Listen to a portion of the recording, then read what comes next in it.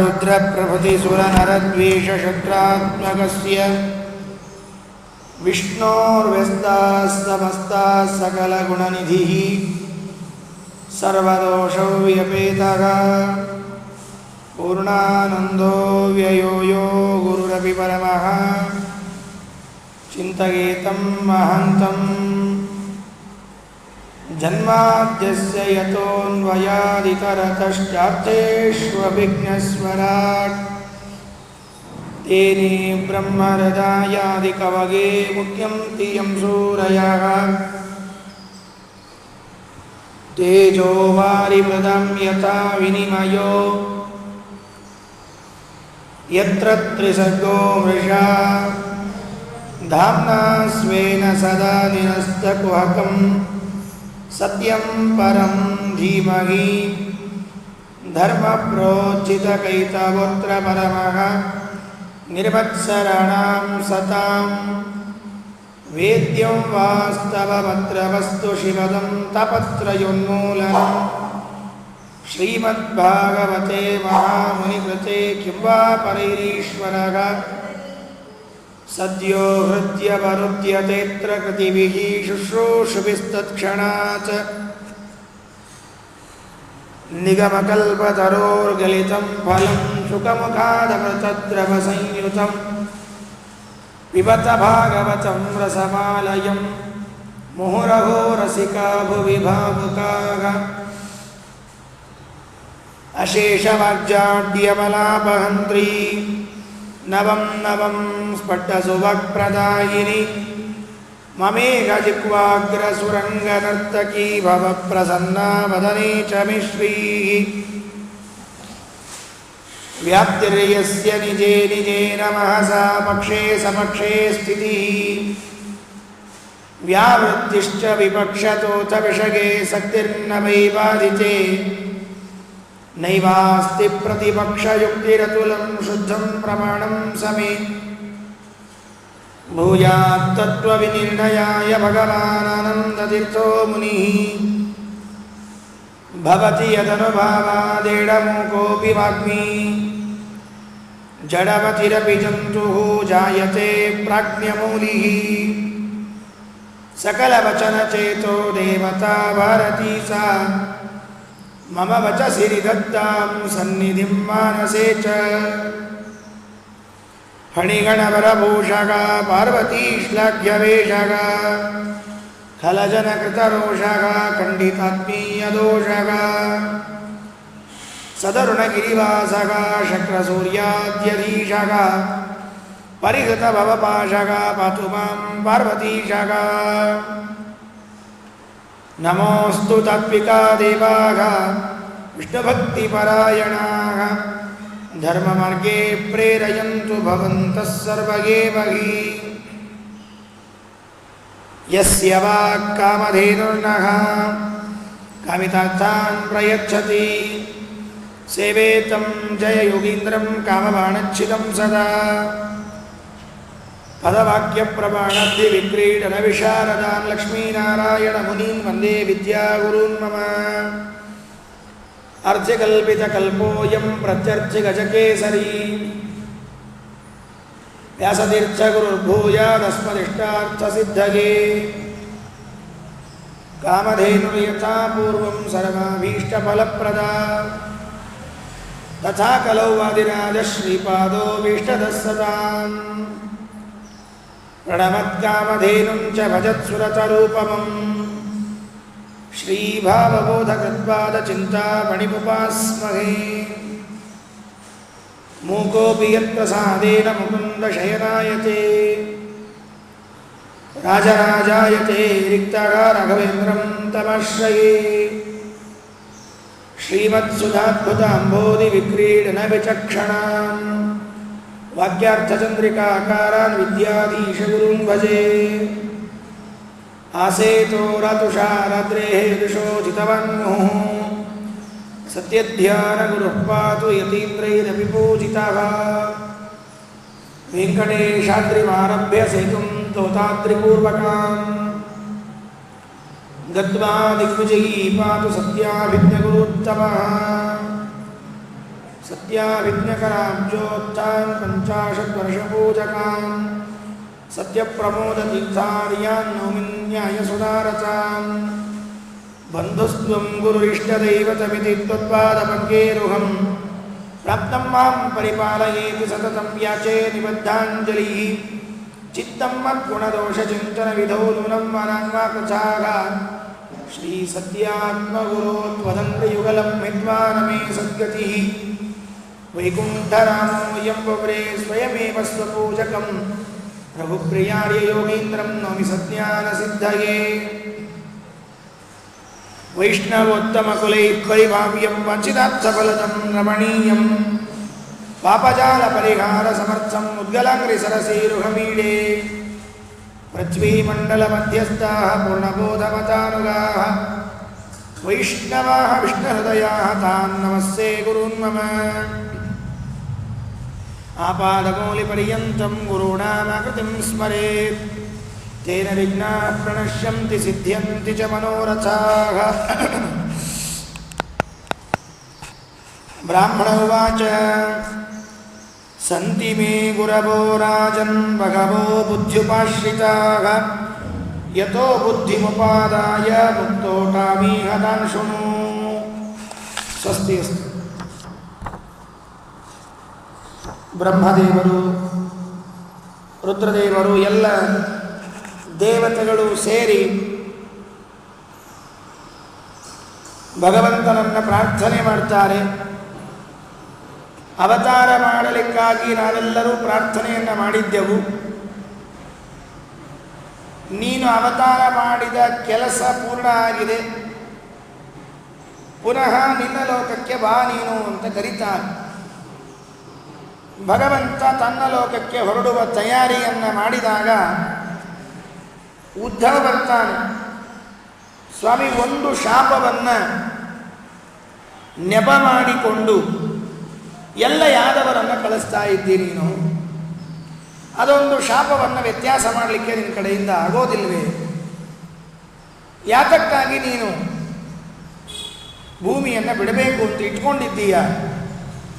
ಭಗವಂತ ಹೇಳಿದ, ನಾನು ಕೇವಲ ಶಾಪದಿಂದ ಹೊರಟಿದ್ದೇನೆ ಅಂತ ತಿಳಿಬೇಡ.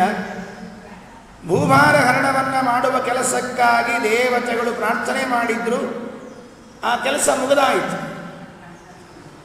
ಕೆಲಸ ಮುಗಿದ ಮೇಲೆ ಆ ಸ್ಥಳದಲ್ಲಿ ಬಹಳ ಹೊತ್ತು ಇರುವುದು ಯೋಗ್ಯ ಅಲ್ಲ. ಕೆಲಸ ಮುಗಿದ ಮೇಲೂ ಕೂತಿದ್ರೆ ನಾವು ತಿಳ್ಕೊಳ್ಳೋರು ಬೇರೆ ಅಭಿಪ್ರಾಯ ತಿಳಿದುಕೊಳ್ತಾರೆ. ಕೃಷ್ಣ ಅಂತ ನನ್ನ ಕೆಲಸ ಮುಗಿದಾಯಿತು, ನಾನು ಹೊರಡಬೇಕು. ಅಲ್ಲ, ನಿನ್ಬಿಟ್ಟು ನಮಗಿರ್ಲಿಕ್ಕಾಗೋದಿಲ್ಲಲ್ಲ, ನಾನೇನು ಮಾಡಬೇಕು ಅಂತ ಕೇಳಿದಾಗ ಭಗವಂತ ನನ್ನನ್ನು ಆರಾಧನೆ ಮಾಡ್ತಾ ಇರು. ಹೇಗೆ ಆರಾಧನೆ ಮಾಡಬೇಕು ನಿನ್ನನ್ನು ಅಂತ ಕೇಳಿದ್ದಕ್ಕೆ ಮೊದಲು ಪದಾರ್ಥಗಳ ವಿಷಯಗಳ ಆಸೆಯನ್ನು ಬಿಡಬೇಕು, ಅಪೇಕ್ಷೆಯನ್ನು ಬಿಡಬೇಕು. ಅದಕ್ಕೆ ಸನ್ಯಾಸ ಅಂತ ಕರೀತಾರೆ, ನಿಷ್ಕಾಮ ಕರ್ಮ ಅಂತ ಕರೀತಾರೆ. ಎಲ್ಲವನ್ನ ತ್ಯಾಗ ಮಾಡಿ ವೈರಾಗ್ಯದಿಂದ ನನ್ನ ಆರಾಧನೆ ಮಾಡಿದರೆ ಮಾತ್ರ ನಿನಗೆ ಉದ್ಧಾರ. ಇದು ಯಾರು ಮಾಡಿದರೂ ಹೀಗಾಗತ್ತೆ ಅಂತ ಹೇಳಿಕೊಟ್ಟ ಭಗವಂತ. ಉದ್ಧವ ಕೇಳಿದ, ಪ್ರಾಯಶಃ ಹಾಗೆ ಎಲ್ಲವನ್ನ ಇದ್ದಕ್ಕಿದ್ದಾಗೆ ಬಿಟ್ಟು ಎದ್ದು ಬರೋದು ಸಾಧ್ಯ ಇಲ್ಲ. ಒಂದು ಬೆಳಗಾಗಿ ಎಲ್ಲ ಬಿಟ್ಟು ಬರ್ರಿ ಅಂತ ಹೇಳಿದ್ರೆ ಆಗ್ತದ? ಅದು ಆಗೋದಿಲ್ಲ. ಉದ್ಧವ ಅಂದ, ಏನು ಮಾಡಲಿ ನಾನು ಅದಕ್ಕೆ? ಕೃಷ್ಣ ಅಂದ, ಅದಕ್ಕೆ ನಾನೇನು ಮಾಡಲಿ ಅಂದ. ಬಿಡಬೇಕು ಅಂತ ನಾನು ಹೇಳ್ತಾ ಇದ್ದೀನಿ, ನೀನು ಬಿಡ್ಲಿಕ್ಕೆ ಆಗೋದಿಲ್ಲ ಅಂತ ನೀನಂತ ಇದ್ದೆ, ಅದಕ್ಕೆ ನಾನೇನು ಮಾಡಲಿ? ಏನಾದರೂ ಉಪಾಯವನ್ನು ಹೇಳು ನೀನು. ಹೇಗೆ ಒಂದೊಂದಾಗಿ ಮನುಷ್ಯ ಎಲ್ಲವನ್ನ ಬಿಟ್ಟುಕೊಂಡು ನಿನ್ನ ಹಾದಿಗೆ ಬರ್ತಾನೋ ಅದನ್ನು ತಿಳಿಸು. ಸರಿ, ಹಾಗಾದರೆ ಹೇಳ್ತೀನಿ ಕೇಳು ಅಂತ ತನ್ನ ಹಿರಿಯರು ಒಬ್ಬರು, ಅರ್ಥಾತ್ ಕೃಷ್ಣ ಯಾವ ವಂಶದಲ್ಲಿ ಅವತಾರ ಮಾಡಿ ಬಂದ ಯದು, ಆ ಯದುರಾಜನ ಜೀವನದಲ್ಲಿ ನಡೆದ ಒಬ್ಬ ಬ್ರಾಹ್ಮಣನಿಂದ, ಅವಧೂತನಿಂದ ಯದು ಮಹಾರಾಜ ಉಪದೇಶ ಪಡೆದಿದ್ದಂತೆ. ಆ ಉಪದೇಶವನ್ನು ಉದ್ಧವನಿಗೆ ಪರಮಾತ್ಮ ತಿಳಿಸ್ತಾ, ನಾವು ಹೀಗೆ ಜೀವನದಲ್ಲಿ ಇಲ್ಲಿಂದ ಪಾಠವನ್ನು ಕಲಿತು ನಿಶ್ಚಿಂತೆಯಿಂದ ಇರಲಿಕ್ಕೆ ಬರುತ್ತೆ ಜೀವನದಲ್ಲಿ ಅನ್ನುವುದನ್ನು ಉದ್ಧವನಿಗೆ ಹೇಳಿಕೊಟ್ಟ. ಅದರಲ್ಲಿ ಅವಧೂತ ಹೇಳುವ ಗುರುಗಳು 24 ಜನ. ಆ 24 ಜನರಲ್ಲಿ ಪಂಚಭೂತಗಳು ಒಂದು 5 ಭೂತಗಳಿಂದ ಒಂದೊಂದು ಪಾಠ ಕಲಿತಿದ್ದಾರೆ. ಮಣ್ಣು, ನೀರು, ಬೆಂಕಿ, ಗಾಳಿ, ಆಕಾಶ. ಈ 5ರಿಂದಲೂ ಪಾಠವನ್ನು ಕಲಿತಿದ್ದಾನೆ ಆ ಅವಧೂತ. ಅದರಲ್ಲಿ ಮೊದಲನೇ ಗುರುವನ್ನು ಯಾರನ್ನು ಮಾಡಿಕೊಂಡಿದ್ದಾನೆ ಅಂದರೆ ಭೂಮಿಯನ್ನು ಮೊದಲನೇ ಗುರುವನ್ನಾಗಿ ಮಾಡಿಕೊಂಡಿದ್ದಾನೆ. ನಿನ್ನೆ ಮೊದಲನೇ ಗುರುವಾದ ಭೂಮಿಯಿಂದ ನಾವು ಏನು ಕಲಿಯಬಹುದು ಅದನ್ನು ಅವಧೂತ ಹೇಳಿದೆ. ಮೊದಲನೇದಾಗಿ ನಮ್ಮನ್ನು ಯಾರೋ ಅಣಗಿಸ್ತಾರೆ, ಯಾರೋ ನಮ್ಮ ಕಿವಿಯಲ್ಲಿ ಏನೋ ಮಾತನ್ನು ಹೇಳ್ತಾರೆ ಅಂತ ಅನ್ನೋದಕ್ಕೆ ನಾವು ಯಾವುದನ್ನು ಒಪ್ಪಿಕೊಂಡಿದ್ದೇವೆ, ಯಾವುದರಲ್ಲಿ ಇದ್ದೇವೆ ಅದನ್ನು ಬಿಡಬಾರದು. ಪೃಥಿವಿ ಭೂತೈ ಆಕ್ರಮ್ಯಮಾಣೋಪಿ ಧೀರ ದೈವವಶಾನುಗೈ ತದ್ವಿಧಾಂ ನ ಚಲೇತ್ ಮಾರ್ಗಾತ್ ಅನುಶಿಕ್ಷನ್ ಕ್ಷಿತೇ ವತಂ. ಎಲ್ಲರೂ ತುಳಿತಾರೆ, ಅಡ್ಡಾಡ್ತಾರೆ, ನಾನಾ ತರಹದ ಹಿಂಸೆಯನ್ನು ಈ ಭೂಮಿಗೆ ಕೊಡ್ತಾರೆ. ಆದರೂ ಕೂಡ ಭೂಮಿ ತನ್ನ ವ್ರತವನ್ನು ಬಿಟ್ಟಿಲ್ಲ. ಏನು ವ್ರತ? ಭೂಮಿಯ ವ್ರತ ನಮ್ಮನ್ನೆಲ್ಲರನ್ನ ಹಿಡಿದುಕೊಂಡು ನಿಶ್ಚಿಂತಳಾಗಿ ನಿಂತಿದ್ದಾಳೆ, ಚಲನಗಳಿಲ್ಲದೆ ನಿಂತಿದ್ದಾಳೆ. ಹಾಗೆ ಏನಾದರೂ ನಾವು ಮಾಡಿದ್ದನ್ನು ನೋಡಿ ಬೇಸರಗೊಂಡು ಭೂಮಿ ಇಲ್ಲಿಂದ ಹೊರಟು ಹೋಗಿದ್ಲು ಅಂದರೆ ನಮ್ಮೆಲ್ಲರ ಸ್ಥಿತಿ ಏನಾಗ್ತಿತ್ತು ಅಂತ ಸ್ವಲ್ಪ ವಿಚಾರ ಮಾಡಬೇಕು. ಹಾಗಾಗದೆ ಇನ್ನೂ ನಿಂತುಕೊಂಡಿದ್ದಾಳೆ. ನಾವು ಎಷ್ಟು ತಪ್ಪುಗಳನ್ನು ಮಾಡಿದರೂ ಆ ಎಲ್ಲ ತಪ್ಪುಗಳನ್ನು ಕ್ಷಮಿಸ್ತಾ ಇದ್ದಾಳೆ. 2 ಪಾಠ, ಒಂದು ಅಚಲತ್ವದ ಪಾಠ, ಇನ್ನೊಂದು ಕ್ಷಮಿಸುವ ಪಾಠ. ಮತ್ತೊಂದು ಭೂಮಿಯಲ್ಲಿ ಬೆಳೆಯುವ ಎಲ್ಲ ಪದಾರ್ಥಗಳನ್ನು ತಾನು ತಿನ್ನುವುದಿಲ್ಲ, ಎಲ್ಲವನ್ನ ಇನ್ನೊಬ್ಬರಿಗೆ ಕೊಡ್ತಾಳೆ. ಶ್ರೀಮದಾಚಾರ್ಯರಂತಾರೆ, ನಮಗೆ ದೇವರು ಸಂಪತ್ತನ್ನು ಕೊಟ್ಟರೆ, ಐಶ್ವರ್ಯವನ್ನು ಕೊಟ್ಟರೆ ಸಂತೋಷದಿಂದ ಸ್ವೀಕಾರ ಮಾಡಿರಿ ಅಂತ. ಯಾಕೆ? ಆ ಸಂಪತ್ತನ್ನು, ಆ ಐಶ್ವರ್ಯವನ್ನು ಇನ್ನೊಂದು ಸತ್ಕಾರ್ಯಕ್ಕೆ ಉಪಯೋಗ ಮಾಡಲಿಕ್ಕೆ ಬರುತ್ತೆ. ಎಷ್ಟೋ ಜನ ಐಶ್ವರ್ಯ ಬಂದಾಗ ಅದು ಏನು ಅಂದರೆ ಐಶ್ವರ್ಯ ನಮಗಾಗಿ ಬಂದದ್ದು ಅಂತ ಅನ್ನೋದಕ್ಕೆ ಮುಚ್ಚಿ ಮುಚ್ಚಿ ಎತ್ತಿ ಎತ್ತಿ ಒಳಗಿಟ್ಬಿಡ್ತಾರಂತೆ. ಹಾಗಾದರೆ ಏನಾಗುತ್ತೆ ಅಂತ ಅನ್ನೋದಕ್ಕೆ ಮುಂದೊಂದು ಕಥೆ ಹೇಳ್ತಾನೆ ಕೃಷ್ಣ. ಸಂಪತ್ತು ಇದ್ದದ್ದನ್ನು ವಿನಿಯೋಗ ಮಾಡಲಿಲ್ಲ, ದೇವರು ಕೊಟ್ಟದ್ದನ್ನು ಅಂದರೆ ಅದಕ್ಕೆ ದಾರಿ ಏನು ಅಂತ ಪ್ರಶ್ನೆ. ದಾನಂ ಭೋಗ ನಾಶ ತ್ರಯೀಗತಿ. 3 ಹಾದಿ ಅಂತೆ ದುಡ್ಡಿಗೆ, ಬೇರೆ ಹಾದಿ ಇಲ್ಲ ಅಂತ ನೆನ್ಬಿಟ್ಕೊಳ್ರಿ. ಒಂದ ಕೊಡಬೇಕು, ಇಲ್ಲ ತಿನ್ನಬೇಕು, 2 ಆಗಲಿಲ್ಲ ಅಂದರೆ ಹಾಳಾಗತ್ತೆ. ಕೊನೆಗೆ 3ನೇದು. ಒಂದ ಇನ್ನೊಬ್ಬರಿಗೆ ಕೊಟ್ಟು ಸುಖಪಡು, ಇಲ್ಲ ನೀನು ತಿಂದು ಸುಖಪಡು. 2 ಮಾಡಲಿಲ್ಲ ಅಂದರೆ ಯೋ ನ ದದಾತಿ ನ ಭುಂಕ್ತೆ ತಸ್ಯ ತೃತೀಯ ವೈ ಗತಿರ್ಭವತಿ. ಯಾರು ತಾನೂ ತಿನ್ನೋದಿಲ್ಲ, ಮಂದಿಗೂ ಕೊಡೋದಿಲ್ಲ, ಅವನಿಗೆ 3ನೇ ಗತಿಯಾಗತ್ತಂತೆ. ಅದಕ್ಕಾಗಿ ನಮಗೆ ದೇವರು ಸಂಪತ್ತನ್ನು ಕೊಟ್ಟಾಗ ಸಂತೋಷ ಪಡಬೇಕಂತೆ. ಸಜ್ಜನಾರ್ಥೇ ಅನುಮನ್ಯೇತ ಐಹಿಕೀಂ ವೃದ್ಧಿಮಾತ್ಮನಃ. ನಮಗೆ ದೇವರು ಸಂಪತ್ತು ಕೊಟ್ಟಾಗ ಬಹಳ ಸಂತೋಷ, ಏನೋ ಸತ್ಕಾರ್ಯ ಮಾಡೋಣ ಅಂತ ಒಪ್ಪಿಕೊಳ್ಳಬೇಕು ಅಂತ. ಭೂಮಿಯನ್ನು ನೋಡಿ ಪಾಠ ಕಲಿತೆ. ನಾನಾ ತರಹದ ಧಾನ್ಯಗಳನ್ನು ಬೆಳೀತದೆ ಭೂಮಿ. ಹಣ್ಣನ್ನು, ಹೂಗಳನ್ನು, ಔಷಧಿಗಳನ್ನು ಕೊಡುತ್ತೆ, ವಜ್ರ ರತ್ನ ವೈಢೂರ್ಯ ಮುತ್ತುಗಳನ್ನು ಕೊಡುತ್ತೆ. ಇದೆಲ್ಲವೂ ಯಾವುದಕ್ಕಾಗಿ ಭೂಮಿ ಕೊಡುವುದು? ತಾನು ಮಾಡಿಕೊಂಡು ಹಾಕ್ಕೊಳ್ಳಿಕ್ಕ ಅಲ್ಲ. ಪೃಥ್ವಿಗೆ ವಸುಂಧರ ಏನೇನೋ ಹೆಸರುಗಳನ್ನೆಲ್ಲ ಇಟ್ಟಿದ್ದಾರೆ. ವಸು ಅಂದರೆ ಸಂಪತ್ತು ಅಂತ ಅರ್ಥ, ಧರ ಅಂದರೆ ಧರಿಸಿದವಳು ಅಂತ ಅರ್ಥ. ವಸುಂಧರ ಅಂದರೆ ಎಲ್ಲ ಸಂಪತ್ತನ್ನು ಧರಿಸಿದ್ದರಿಂದ ಭೂಮಿಗೆ ವಸುಂಧರೆ ಅಂತ ಹೆಸರು. ಅಂತಹ ಭೂದೇವಿ ನಮಗೆ ಪಾಠ ಕಲಿಸಿಕೊಡ್ತಾಳೆ, ನಮ್ಮಲ್ಲಿದ್ದದ್ದನ್ನು ಇನ್ನೊಬ್ಬರಿಗೆ ಕೊಟ್ಟು ಸಂತೋಷವನ್ನು ಪಡಬೇಕು ಅಂತ ಅನ್ನುವುದಕ್ಕೆ. 2ನೇ ಪಾಠವನ್ನು ಕಲಿತೆ. ಯಾರಿಂದ? ಪೃಥಿವೀ ವಾಯುರಾಕಾಶ ಆಪೋಗ್ನಿಶ್ಚಂದ್ರಮಾ ರವಿಃ. ಪೃಥಿವಿ, ವಾಯು ಅಂತ 2ನೇ ಗುರು. ಗಾಳಿಯಿಂದ ಪಾಠ ಕಲಿತಂತೆ. ಗಾಳಿ, ನಮಗೆ ಗಾಳಿ ಬೀಸ್ತಾ ಇರುತ್ತೆ. ಗಾಳಿ ಬೀಸಿದ್ದು ಯಾವಾಗ ಗೊತ್ತಾಗತ್ತೆ ಅಂದರೆ ತಂಪಾದರೆ ಗೊತ್ತಾಗತ್ತೆ, ಬೀಸದೇ ಇದ್ದರೆ ಶೆಕೆ ಆದರೆ ಬೀಸ್ತಿಲ್ಲ ಅಂತ ಗೊತ್ತಾಗತ್ತೆ. ಗಾಳಿ ಪಾಪ ಅನಾಯಾಸೇನ ಬೀಸಿ ಹೋಗ್ಬಿಡುತ್ತೆ, ನಮ್ಗೆ ಗೊತ್ತಾಗೋದಿಲ್ಲ. ಆದರೆ ಅವಧೂತ ಅದನ್ನು ನೋಡ್ತಾ ಇದ್ದಾನೆ. ಗಾಳಿ 2 ಗಾಳಿ ಇದೆ ಅಂತ. ಒಂದು ಹೊರಗಿನ ಗಾಳಿ, ಒಂದು ಒಳಗಿನ ಗಾಳಿ. ದೇಹದ ಒಳಗೂ ಹೊರಗೂ ಹೋಗಿ ಬರುವ ಒಂದು ಗಾಳಿ ಇದ್ದರೆ ಮೈ ಮೇಲೆ ಹಾದುಕೊಂಡು ಹೋಗುವ ಗಾಳಿ ಮತ್ತೊಂದಿದೆ. ಬಹಳ ಶೆಕೆಯಾಗ್ತಿತ್ತು, ಬಿಸಿಯಾಗಿತ್ತು ಅಂದರೆ ಆಗ ಗಾಳಿ ನೆನಪು ಬರುತ್ತೆ ಹೊರತಾಗಿ ಗಾಳಿಯಿಂದಲೂ ನಾವೇನೋ ಪಾಠ ಕಲಿಬಹುದು ಅಂತ ಗೊತ್ತಾಗೋದಿಲ್ಲ. ಹೊರಗಿನ ಗಾಳಿಯಿಂದ ಒಂದು ಪಾಠ, ಒಳಗಿನ ಗಾಳಿಯಿಂದ ಒಂದು ಪಾಠ ಕಲ್ತಿದ್ದೇನೆ. ಏನು ಅಂತ ಪ್ರಶ್ನೆ. ಒಳಗಿನ ಗಾಳಿಯಿಂದ ಕಲಿತ ಪಾಠ ಪ್ರಾಯ ಅನುಸರಣೆ ಮಾಡುವಷ್ಟು ಹತ್ತಿರ ಇದ್ದೇನೆ. ಹೊರಗಿನ ಗಾಳಿಯಿಂದ ಇರಬೇಕಲ್ಲ, ಅದನ್ನು ಸ್ವಲ್ಪ ಕಷ್ಟ ಇದೆ ನಮಗೆ. ಪರವಾಗಿಲ್ಲ, ಎರಡನೇ ಕೇಳೋಣ ಮೊದಲು. ಏನಂದ ಒಳಗಿನ ಗಾಳಿಯಿಂದ ಏನು ಪಾಠ ಕಲಿತದ್ದು? ಅದಕ್ಕೆ ಹೇಳ್ತಾರೆ, ಎಷ್ಟು ಬೇಕೋ ಅಷ್ಟೇ ಆಹಾರವನ್ನು ಸ್ವೀಕಾರ ಮಾಡಬೇಕಂತ. ಇದನ್ನು ನಾನು ಒಳಗಿನ ಗಾಳಿಯಿಂದ ಕಲಿತೆ ಅಂತ ಹೇಳ್ತಾರೆ.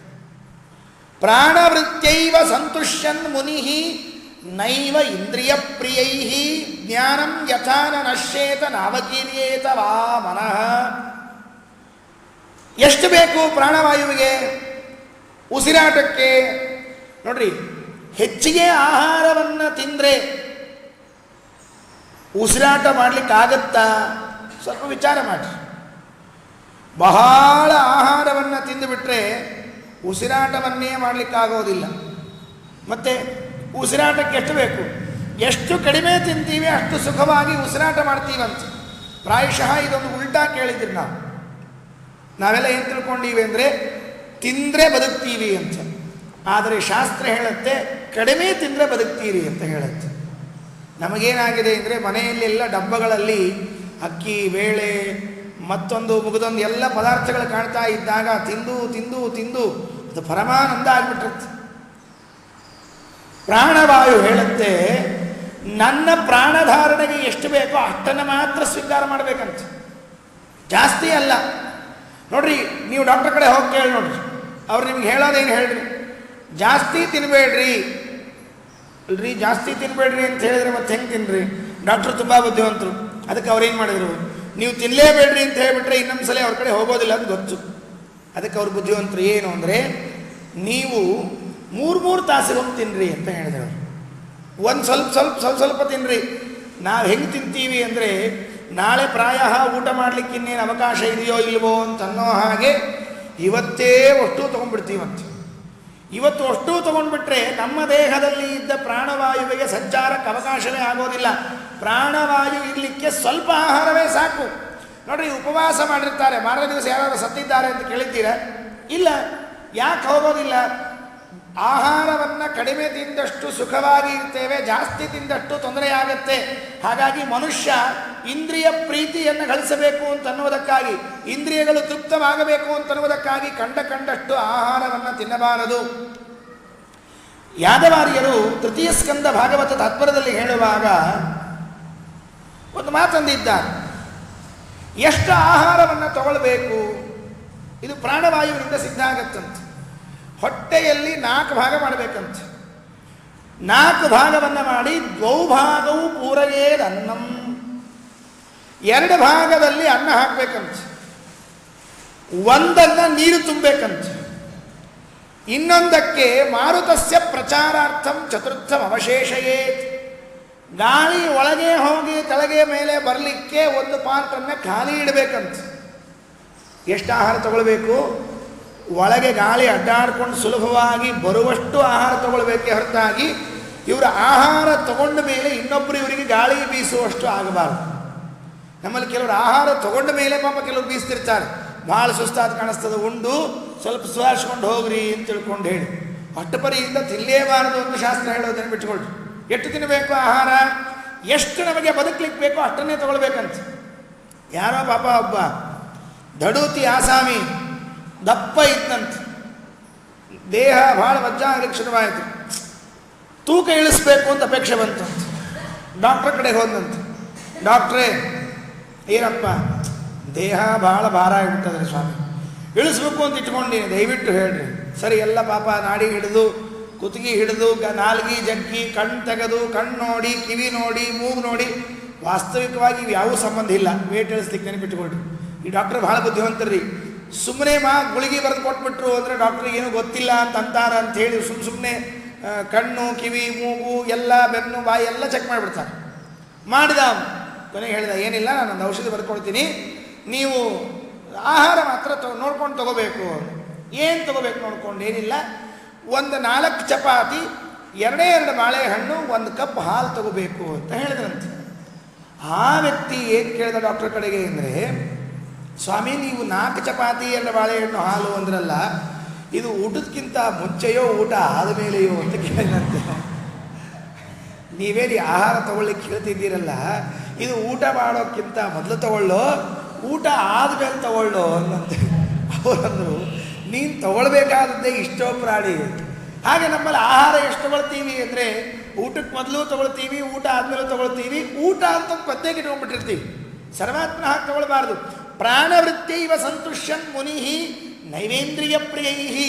ಹೊಟ್ಟೆ ಕೇಳ್ತದೆ, ನಾಲ್ಗಿ ಕೇಳ್ತದೆ ಅಂತ ತಿನ್ನಬೇಡ್ರಿ. ಎಷ್ಟು ಪ್ರಾಣವಾಯು ಬದುಕಲಿಕ್ಕೆ ಬೇಕೋ ಅಷ್ಟೇ ತಗೊಳ್ರಿ. ಪ್ರಾಣವಾಯು ಬಹಳ ಕೇಳೋದಿಲ್ಲ, ನೆನಪಿಟ್ಕೊಳ್ರಿ. ನಾವು ಒಂದು ಸರ್ತಿ ಉಣ್ಣುವ ಆಹಾರ ಎಷ್ಟಿದೆ ಗೊತ್ತಾ? ವೈದ್ಯರು ಹೇಳ್ತಾರೆ, ಪ್ರಾಯ ನೀವು 3 ದಿವಸ ಊಟ ಮಾಡದೇ ಇದ್ದರೂ ನಿಮ್ಮ ದೇಹಕ್ಕೆ ಏನಾಗೋದಿಲ್ಲ. ಅಷ್ಟು ಕ್ಯಾಲರಿಗಳು ದೇಹದಲ್ಲಿ ಕೂತ್ಕೊಂಡ್ಬಿಟ್ಟಿರುತ್ತೆ. ಆ ಎಲ್ಲ ಕ್ಯಾಲರಿಗಳನ್ನು ಸುಟ್ಟು ಹಾಕಿ ಜೀರ್ಣ ಮಾಡಿ ನಿಮ್ಮ ದೇಹ ಮೊದಲನೇ ಸ್ಥಿತಿ ಬರಬೇಕಾದ್ರೆ 1 ದಿವಸ ಉಂಟದ್ದು 3 ದಿವಸ ಉಪವಾಸ ಮಾಡೋದು ಪರವಾಗಿಲ್ಲ ಅಂತ. ಅಷ್ಟು ನಾವು ತಿಂತೀವಿ, ಅಷ್ಟು ಬೇಡ. ಅದು ಯಾಕೆ ಅಂದರೆ ಇಂದ್ರಿಯ ಪ್ರಿಯೈಹಿ, ಚಾಪಲ್ಯ. ತಿನ್ನಬೇಕು, ನಾಲಿಗೆ ಕೇಳುತ್ತೆ, ಕಣ್ಣು ನೋಡುತ್ತೆ, ಮನಸ್ಸು ಅನಿಸುತ್ತೆ ಅಂತ. ಎಷ್ಟು ತಗೊಳ್ಬೇಕು? ಮತ್ತೊಂದು ಹೇಳ್ತಾನೆ, ಜ್ಞಾನಂ ಯಥಾನ ನಶ್ಯೇತ ನಾವಕೀರಿಯೇತ ವಾಮನಃ. ನಾವು ತಿನ್ನುವುದರಿಂದ ಜ್ಞಾನ ಕಾರ್ಯಕ್ಕೆ ಅಡ್ಡಾಗಬಾರ್ದಂತೆ. ನೆನಪಿಟ್ಟುಕೊಳ್ಳ್ರಿ. ಮನಸ್ಸು ವಿಚಲಿತ ಆಗಬಾರ್ದಂತೆ, ಅಷ್ಟೇ ತಗೊಳ್ಬೇಕಂತೆ ಆಹಾರವನ್ನು. ತಗೊಂಡು ಬಿಟ್ಟು ಜ್ಞಾನ ಕಾರ್ಯ ಕೆಟ್ಟೋಗುವಂಗೆ ತಗೊಳ್ಳೋ ಹಾಗಿಲ್ಲ. ಭಾಳ ತಗೊಂಡ್ಬಿಟ್ರಿ ಅಂದರೆ ನಿದ್ದೆ ಹತ್ಬಿಡ್ತದೆ. ಉಪನ್ಯಾಸ ಇಲ್ಲ, ಪುರಾಣ ಇಲ್ಲ, ಪ್ರವಚನ ಇಲ್ಲ, ಪಾಠ ಇಲ್ಲ ಅಂಥೇಳಿ ಎಲ್ಲ ಬಿಟ್ಬಿಟ್ರಿ ಅಂತ ಇಟ್ಕೊಳ್ರಿ. ಕೂತಿರ್ತಾರೆ ಪಾಪ, ಏನು ಅರ್ಥ ಆಗ್ತಿರಂಗಿಲ್ಲ. ಹೊಟ್ಟೆಲ್ಲ ಚುರು ಚುರು ಚುರು ಚುರು ಅಂತಿರ್ತದೆ. ಇವ್ರ ಪುರಾಣ ಮೇಲೆ ಹಾದು ಹೋಗ್ತಿರ್ತದೆ, ಒಳಗೆ ಹೊಟ್ಟೆ ಆಗಿಲಿ ಓಡಾಡ್ತಿರ್ತಾವೆ ಹೊಟ್ಟೆ. ಅದು ಉಪಯೋಗ ಇಲ್ಲ. ಮನಸ್ಸು ಕೆಡುವಷ್ಟು ತಗೊಳ್ಬೇಡ್ರಿ, ಜ್ಞಾನಕ್ಕೆ ಪ್ರತಿಬಂಧಕ ಆಗುವಷ್ಟು ಆಹಾರವನ್ನು ಸ್ವೀಕಾರ ಮಾಡಬೇಡ್ರಿ. ಪ್ರಾಣವೃತ್ತಿಯೈವ ಸಂತುಷ್ಯ. ಒಳಗೆ ಹೋಗಿ ಉಸಿರಾಟ ಹೊರಗೆ ಬರಲಿಕ್ಕೆ ಎಷ್ಟು ಬೇಕೋ ಅಷ್ಟನ್ನು ಮಾತ್ರ ತಗೊಳ್ರಿ. ದೇಹಕ್ಕೆ ಆಕ್ಸಿಜನ್ ಸಪ್ಲೈ ಆಗಲಿಕ್ಕೆ ಎಷ್ಟು ಆಹಾರದ ಅವಶ್ಯಕತೆ ಇದೆಯೋ ಅಷ್ಟನ್ನು ಮಾತ್ರ ಸ್ವೀಕಾರ ಮಾಡಬೇಕು ಅಂತ ನಾನು ಉಸಿರಾಟದಿಂದ ಮೊದಲು ಕಲಿತೆ. 2ನೇ ಒಳಗಿನ ವಾಯು. ಹೊರಗಿನ ವಾಯುವಿನಿಂದ ಏನು ಪಾಠ ಕಲಿತದ್ದು? ಅದಕ್ಕೆ ಹೇಳ್ತಾರೆ, ವಿಷಗೇಶ್ವಾವಿಷಂ ಯೋಗಿ ನಾನಾ ಧರ್ಮೇಶು ಸರ್ವತಃ ಗುಣದೋಷಾನ್ವಗೇನಾತ್ಮ ನ ವಿಷಜ್ಜೇತ ವಾಯುವತ. ಗಾಳಿ ಬೀಸದೇ ಇರುವ ಜಾಗ ಅಂತ ಒಂದು ತೋರಿಸ್ಬೇಕಂತ. ಅವನು ನೋಡಿ ಎಷ್ಟು ಚೆಂದಾಗಿ ಅಬ್ಸರ್ವ್ ಮಾಡ್ತಾ ಇದ್ದಾನೆ ಅವಧೂತ. ಕಾಡಿನಲ್ಲಿ ಮಲಗಿದವನಲ್ಲೇ ನೋಡ್ತಾ ಇದ್ದಂತೆ ಗಾಳಿ ಎಲ್ಲೆಲ್ಲಿ ಬೀಸ್ತಾ ಇದೆ ಅಂತ. ಜಗತ್ತಿನಲ್ಲಿ ಗಾಳಿ ಬೀಸದೆ ಇರುವ ಜಾಗ ಅಂತ ಒಂದಿದೆಯಾ? ಇಲ್ಲ. ಎಲ್ಲಿ ಬೀಸುತ್ತೆ ಗಾಳಿ? ದೊಡ್ಡ ಹೂವಿನ ತೋಟ ಇದೆ ಅಂತ ಇಟ್ಕೊಳ್ರಿ, ಫಸ್ಟ್ ಕ್ಲಾಸ್ ಹೂವಿನ ತೋಟ. ಆ ಹೂವಿನ ತೋಟದ ಮೇಲೆ ಚೆಂದಾಗಿ ಗಾಳಿ ಬೀಸುತ್ತೆ. ಬೀಸೋದಿಲ್ವ? ಬೀಸುತ್ತೆ. ಅದೇ ಹೂವಿನ ತೋಟದ ಮೇಲೆ ಬೀಸಿದ ಗಾಳಿಯೇ ಪಾಪ ಚರಂಡಿ ಮೇಲೂ ಬೀಸುತ್ತೆ, ಘಟಾರದ ಮೇಲೂ ಬೀಸುತ್ತೆ. ಬೀಸ್ತದೋ ಇಲ್ಲ? ಬೀಸ್ತದೆ. ಆದರೆ ವಾಯುವಿನಲ್ಲಿ ಗಾಳಿಯಲ್ಲಿ ಏನಾದರೂ ಬದಲಾವಣೆ ಆಯಿತೇ? ಏನು ಬದಲಾವಣೆ ಆಗಲಿಲ್ಲ.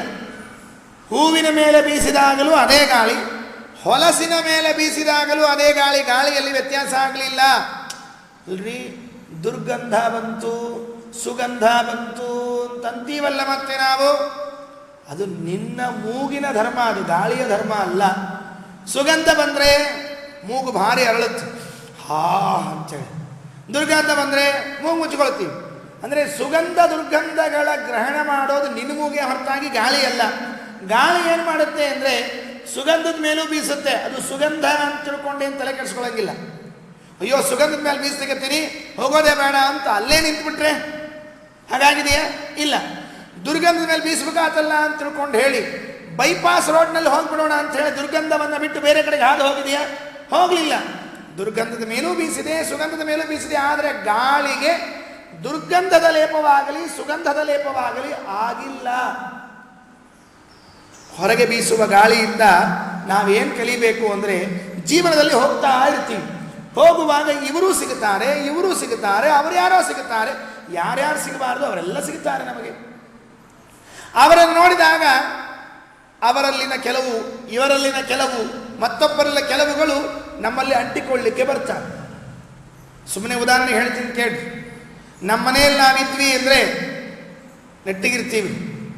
ಸುಮ್ಮನೆ ಹೇಳ್ತಿದ್ದೀನಿ, ನೀವೆಲ್ಲಾದರೂ ಕ್ಷೇತ್ರಕ್ಕೋ ಇನ್ನೆಲ್ಲಾದರೂ ಹೋಗ್ಬಿಟ್ರಿ ಅಂದರೆ 1-2 ದಿವಸ ನೀವು ಆ ಕ್ಷೇತ್ರದಲ್ಲಿ ಇದ್ರಿ, ಆ ಸ್ಥಳದಲ್ಲಿ ಇದ್ರಿ ಅಂದರೆ ನಮ್ಮ ತಲೆಯಲ್ಲಿ ಅದು ಪರಿಣಾಮ ಮಾಡಿಬಿಡುತ್ತೆ, ತಕ್ಷಣ ಪರಿಣಾಮ ಆಗಿಬಿಡುತ್ತೆ. ಆಗೇನಾಗ್ತೀವಿ ಅಂದರೆ ನಾವು ನಾವಾಗಿ ಉಳಿಯದೆ ಅವರಿವರಂತೆ ಆಡ್ಲಿಕ್ಕೆ ಶುರು ಮಾಡ್ತೀವಿ. ಪಾಪ ಯಾರ ಮಕ್ಕಳು ಆಚಾರ ಮನೆಗೆ 4-5 ದಿವಸ ಹೋಗಿ ಬಂದರು ಅಂದ್ರೆ ನೋಡ್ರಿ, ಮನ್ಯಾಗ ಸಂಧ್ಯಾವನ ಪೆಟ್ಟಿಗೆ, ದೇವ್ರ ಪೆಟ್ಟಿಗೆ ತೆಗಿಲಿಕ್ಕೆ ಶುರು ಮಾಡಿಬಿಡ್ತಾವೆ. ಇವು ಮನ್ಯಾಗ ಅಪ್ಪ ಅಮ್ಮಂದ್ರೆ ಗಾಬರಿ, ಈ ಹೊಸದಾಗಿ ಯಾಕೆ ಶುರು ಮಾಡ್ತೀವಿ? ಹುಡುಗ ಗೋಪಿ ಚಂದ್ರ ಮುದ್ರಿ ಸಂಧ್ಯಾವನಿ ಅಂತ ತಿಳ್ಕೊಂಡು ಆಚಾರ ಮನೆಗೆ ಕಳಿಸ್ಬಾರ್ದ್ರಿ ಹುಡುಗರನ್ನ. ಕಳಿಸಿದ್ರೆ ಕೆಡ್ತಾ ಹುಡುಗರು ಅಂತ ಮನ್ಯಾಗ ಕೂಡಿಸ್ಬಿಟ್ರು ಅವ್ರು. ಯಾಕೆ? ಪರಿಣಾಮ ಮಾತ್ರ ಇದು. ನಮ್ಮ ಬುದ್ಧಿ ಹೇಗಿದೆ ಅಂದರೆ ಯಾವ ವಸ್ತುಗಳ ಜೊತೆಗೆ ಸೇರಿಕೊಳ್ತೀವೋ ಅದರ ಅಂಶಗಳು ನಮ್ಮೊಳಗೆ ಬರಲಿಕ್ಕೆ ಶುರುವಾಗುತ್ತೆ. ಗಾಳಿ ಹೇಳಿಕೊಳ್ತು, ಎಲ್ಲ ವಸ್ತುಗಳನ್ನು ನೋಡು, ಎಲ್ಲ ವಸ್ತುಗಳ ಜೊತೆಗೆ ಇರು, ಆದರೆ ಆ ವಸ್ತುಗಳ ಗುಣಗಳನ್ನು ನಿನ್ನಲ್ಲಿ ಹಾಕ್ಕೊಳ್ಳಿಕ್ಕೆ ಹೋಗಬೇಡ. ಯಾಕೆ ಅಂದರೆ ಅದು ನಿನಗೆ ಒಗ್ಗಬಹುದು, ಒಗ್ಗದೇ ಇರಬಹುದು. ಪ್ರಾಯಶಃ ನಿನಗೆ ಒಗ್ಗದೇ ಇರೋದೇ ಜಾಸ್ತಿ ಅದ. ನಿನ್ನ ಸ್ವಭಾವಕ್ಕೆ ಆಗದೇ ಇರೋದನ್ನೇ ನೀನು ಬೇಕು ಅಂತ ಅಪೇಕ್ಷೆ ಪಡ್ತಿರ್ತಿ. ದೇವರು ನಮ್ಮನ್ನು ಸೃಷ್ಟಿ ಮಾಡುವಾಗ ನಮ್ಮ ಸ್ವಭಾವಕ್ಕೇನು ಬೇಕೋ ಅದನ್ನು ನೋಡೇ ಕಳಿಸಿದ್ದಾನೆ ಹೊರತಾಗಿ ಇನ್ನೊಬ್ಬರ ಸ್ವಭಾವ ಇವ ಅಳವಡಿಸ್ಕೊಳ್ಳಿ ಅಂತ ಕಳಿಸಿಲ್ಲ. ಆಗೋದಿಲ್ಲ. ಅದು ನೆನಪಿಟ್ಕೊಳ್ರಿ. ದುರ್ಯೋಧನ ಪಾಂಡವರ ಜೊತೆಗೆ ಬೆಳೆದ, ಒಂದಂಶ ಆದರೂ ಬಂತ ಅವನಿಗೆ. ಭೀಮಸೇನ್ ದೇವರು ದುರ್ಯೋಧನ ಜೊತೆಗೆ ಇದ್ರು ನಿತ್ಯ, ಒಂದು ದಿವಸ ಆದರೂ ದುರ್ಬುದ್ಧಿ ಬಂತ ಅವರಿಗೆ? ಬರಲಿಲ್ಲ. ಯಾಕೆ ಅಂದರೆ ಸ್ವಭಾವದಲ್ಲಿ ವ್ಯತ್ಯಾಸ ಆಗೋದಿಲ್ಲ, ಆಗಬಾರದು. ಯಾವುದೇ ಪದಾರ್ಥಗಳು ಬಂದರೂ ಕೂಡ ಅದನ್ನು ನೋಡಬೇಕು, ಅಬ್ಸರ್ವ್ ಮಾಡಬೇಕು, ಬಿಟ್ಬಿಡ್ಬೇಕು. ಚಲೋದ ಅಂತ ತಗೊಂಡು ಕೆಟ್ಟದ ಅಂತಕೊಂಡು ಬಿಡೋದು ಯಾವ ಕೆಲಸ ಅಲ್ಲ. ಅಥವಾ ಹೀಗೆ ಮಾಡಿಕೊಳ್ಬೇಕು, ಚಲೋದು ಬಂದದ ಅಂತ ತಿಳ್ಕೊಂಡು ಹೇಳಿ ಭಾರೀ ಎತ್ತರಕ್ಕೆ ಕೇಳಿಬಿಡೋಣ, ಕೆಟ್ಟದ್ದಾಯ್ತಲ್ಲ ಅಂತ ತಿಳ್ಕೊಂಡು ಹೇಳಿ ಯಾರಿಗೂ ಮುಖ ತೋರಿಸ್ಲಾರ್ದಂಗೆ ತೆಳಗೆ ಕೂತ್ಬಿಡೋಣ. ಇವೆರಡೂ ಬೇಡ. ಗಾಳಿ ಹೇಗೆ ಒಳ್ಳೆಯದ್ರ ಮೇಲೂ ಬೀಸುತ್ತೆ, ಕೆಟ್ಟದ್ರ ಮೇಲೂ ಬೀಸುತ್ತೆ. ಬೀಸಿದಾಗ ಅದು ಯಾವುದರ ಸಂಪರ್ಕವನ್ನು ತಾನು ಇಟ್ಕೊಳ್ಳೋದಿಲ್ಲಲ್ಲ, ಹಾಗೆ ನಾವು ಕೂಡ ಯಾವ ಪದಾರ್ಥಗಳು ಬರಲಿ ಅದರಿಂದ ಸುಖವಾಗಲಿ ದುಃಖವಾಗಲಿ ಕುಗ್ಗುವುದು ಬೇಡ, ಹಿಗ್ಗುವುದು ಬೇಡ, ಯಾವುದೂ ಆಗೋದು ಬೇಡ. ಸುಖ ಒಂದೇ ರೀತಿಯಿಂದ ಇರಬೇಕು. ನಮ್ಮಲ್ಲಿ ಕೆಲವರು ಇರ್ತಾರೆ ನೋಡಿ, ಇದು ಚಾಲ್ತಿಗೆ ಬಂದಿದೆ, ಇದು ಏನು, ಅವರು 6ಕ್ಕೆ ಏರೋದಿಲ್ಲ, 3ಕ್ಕೆ ಇಳಿಯೋದಿಲ್ಲ ಅಂತ ಒಂದು ಮಾತು ಬಂದಿದೆಯಾ ಇಲ್ಲ? ಯಾಕೆ ಬಂತಿದು? ಅವರು 6ಕ್ಕೆ ಏರೋದಿಲ್ಲ, 3ಕ್ಕೆ ಇಳಿಯೋದಿಲ್ಲ ಅಂದರೆ ಅರ್ಥ ಏನು? ಒಂದೇ ರೀತಿ ಇರ್ತಾರೆ ಅಂತ ಅರ್ಥ. ಅದಕ್ಕೆ ಗಾಳಿಯಿಂದ ಕಲ್ಕೊಳ್ಬೇಕಾದದ್ದೇನು ಅಂದರೆ ನಾವು 6ಕ್ಕೆ ಏರಬಾರ್ದು, 3ಕ್ಕೆ ಇಳಿಬಾರ್ದು ಅಂತ ಅರ್ಥ. ಇದು ಗಾಳಿಯಿಂದ ಕಲಿಯಬಹುದಾದ ಪಾಠ. ಭೂಮಿಯಿಂದ ಒಂದು ಪಾಠ ಕಲಿತೆವು, ಗಾಳಿಯಿಂದ ಮತ್ತೊಂದು ಪಾಠ ಕಲಿತೆವು. ಗಾಳಿ 2 ತರಹದ ಗಾಳಿ. ಒಳಗೋಗುವ ಹೊರಗೆ ಬರುವ ಪ್ರಾಣವಾಯುವಿನಿಂದ ನಮಗೆ ಆಹಾರ ಎಷ್ಟು ಬೇಕೋ ಅಷ್ಟನ್ನೇ ಸ್ವೀಕಾರ ಮಾಡಬೇಕು ಅಂತ ಕಲ್ತಿದ್ದಿದೆ. ಹೊರಗೆ ಬೀಸುವ ಗಾಳಿಯಿಂದ ಯಾವುದನ್ನು ಲೇಪ ಮಾಡಿಕೊಳ್ಳದೇ ಇರುವ ಹಾಗೆ ಇರಬೇಕು ಅಂತ ಕಲ್ತಿದ್ದೆ. 2 ಆಯ್ತು. ಇನ್ನು 3ನೇದು ಪೃಥ್ವಿ ವಾಯುರಾಕಾಶ. 3ನೇ ಗುರು ಯಾರು? ಆಕಾಶ. ಆಕಾಶದಿಂದ ಏನ್ರಿ ಪಾಠ ಕಲಿತೀವಿ? ಆಕಾಶ ಕಾಣಿಸುತ್ತೇನ್ರಿ ನಮಗೆ? ಆಕಾಶ ಕಾಣಿಸೋದೇ ಇಲ್ಲ. ಆಕಾಶ ಕಾಣಿಸ್ದೇ ಇದ್ದಾಗ ಮತ್ತೆ ಪಾಠ ಕಲಿಯೋದು ಹೇಗೆ? ಆಕಾಶ ಅಂದರೆ ಏನು? ನಾವು ಆಕಾಶ ಅಂದರೆ ಏನು ತಿಳ್ಕೊಂಡ್ವಿ? ಪಾಪ ಆಕಾಶ ಅಂತ ಕೇಳಿ ನಮ್ಮಲ್ಲಿ ಇಷ್ಟು ಮಂದಿ ಕೂತೀವಲ್ಲ, ಆಕಾಶ ಅಂತ ಕೇಳಿ ತಕ್ಷಣಕ್ಕೆ ಮೇಲೆ ಕೈ ಮಾಡಿಬಿಡ್ತೀವಿ. ಚಂದ್ರ ಎಲ್ಲಿದ್ದಾನೆ? ಆಕಾಶದಲ್ಲಿ. ಆಕಾಶ ಎಲ್ಲಿದೆ? ಮೇಲೆ. ನೀ ಎಲ್ಲಿದ್ದಿ? ಕೆಳಗಿತ್ತು. ನೀ ಕೆಳಗಿಲ್ಲೋ ಪ್ರಾಣಿ, ನೀನು ಆಕಾಶದಾಗೆ ಇದ್ದಿ. ನೀನು ಆಕಾಶದಲ್ಲಿದ್ದಿ, ನಿನ್ನೊಳ ಆಕಾಶ ಇದೆ. ಆಕಾಶ ಇಲ್ಲದ ಜಾಗ ಒಂದಿಲ್ಲ. ಆಕಾಶ ಅಂದರೆ ಅವಕಾಶ. ಆಕಾಶ ಅಂದರೆ ಯಾವುದು ಅಂತ ಕೇಳಿದರೆ ಅವಕಾಶ ಅಂತ ಅರ್ಥವೇ ಹೊರತಾಗಿ ಆಕಾಶ ಶಬ್ದಕ್ಕೆ ಮೇಲಿರೋದು ಅಂತ ಅರ್ಥ ಅಲ್ಲ. ನಾವೆಲ್ಲ ಮೋಡಗಳನ್ನು ನೋಡಿ ಆಕಾಶ ಅಂತ ಭ್ರಮಿಸಿ ಹೇಳ್ತೀವಿ, ನೆನಪಿಟ್ಕೊಳ್ರಿ. ನಮ್ಮ ತಲೆಯಲ್ಲಿ ಆಕಾಶ ಅಂತ ಶಬ್ದ ಕೇಳಿದಾಗ ಬರೋದೇನು ಅಂದರೆ ಮೋಡ. ಎಷ್ಟು ಅಬದ್ಧ ವ್ಯವಹಾರ ಇದು, ಎಷ್ಟು ತಪ್ಪು ವ್ಯವಹಾರಗಳನ್ನು ಮಾಡ್ತೀವಿ ಅಂತ ಇನ್ನೂ ತನಕ ತಿದ್ದುಕೊಳ್ಳಿಕ್ಕಾಗಿಲ್ಲ ನಮ್ಮ ಕಡೆಯಿಂದ. ಆಕಾಶ ಅಂದರೆ ಮೇಲ್ ತೋರಿಸ್ತೀವಿ, ಅದೋ ಮೋಡಗಳನ್ನು ತೋರಿಸ್ತೀವಿ.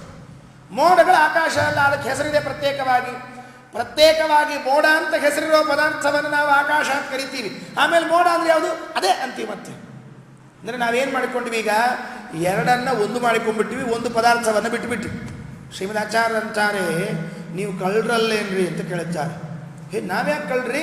ಅಲ್ರಿ, ಎರಡು ಪದಾರ್ಥವನ್ನು ಒಂದು ಇಲ್ಲ ಅಂತ ಮಾಡ್ತೀರಲ್ಲ, ಕಳ್ಳರು ಏನು ಮಾಡ್ತಾರೆ, ಒಂದೊಂದು ತೊಗೊಂಡು ಹೋಗ್ತಾರೋ, ನೀವು ಹಾಗೆ ತೊಗೊಂಡು ಹೋಗ್ತಾರೋ ಇಲ್ಲೋ ಅಂತ ಕೇಳಿದ್ರು ಶ್ರೀಮದಾಚಾರ್ಯ.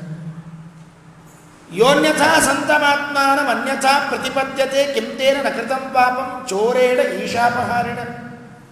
ಆಕಾಶ ಇದ್ದದ್ದನ್ನು ಇಲ್ಲ ಅಂತ ಮಾಡಿಬಿಟ್ಟು ಮೋಡಕ್ಕೆ ಆಕಾಶ ಅಂತ ಹೇಳಿ, ಮೋಡ ಎಲ್ಲಿದೆ ಅಂತ ಕೇಳಿದ್ರೆ ಅದೇ ಮೋಡ ಅಂತ ಅಂದುಬಿಟ್ರೆ ಆಕಾಶವನ್ನು ಕದಿಲಿಲ್ವೇ?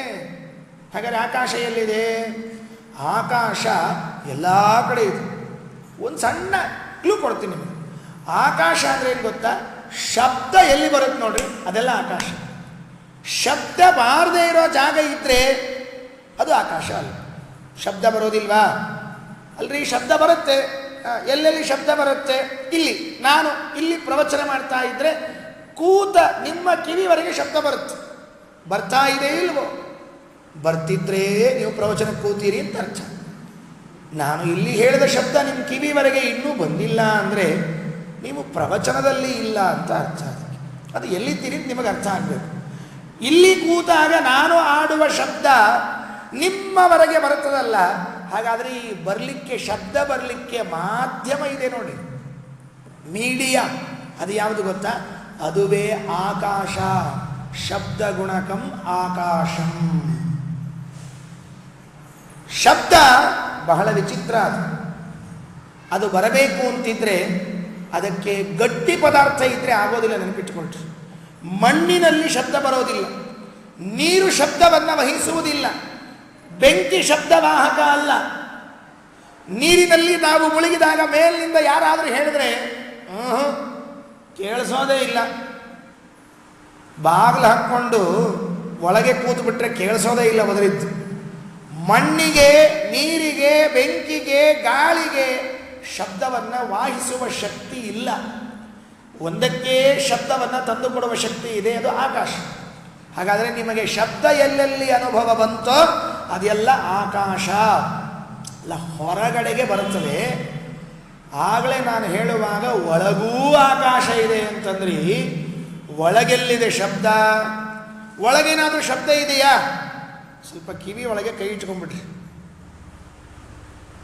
ಕಿವಿ ಒಳಗೆ ಕೈ ಇಟ್ಕೊಂಡ್ರೆ ಒಳಗಡೆಗೆ ಒಂದು ನಾದ ಕೇಳಿಸ್ತಾ ಇರ್ತದೆ. ಕೇಳಿಸ್ತದೋ ಇಲ್ಲ ವಿಚಾರ ಮಾಡಿ.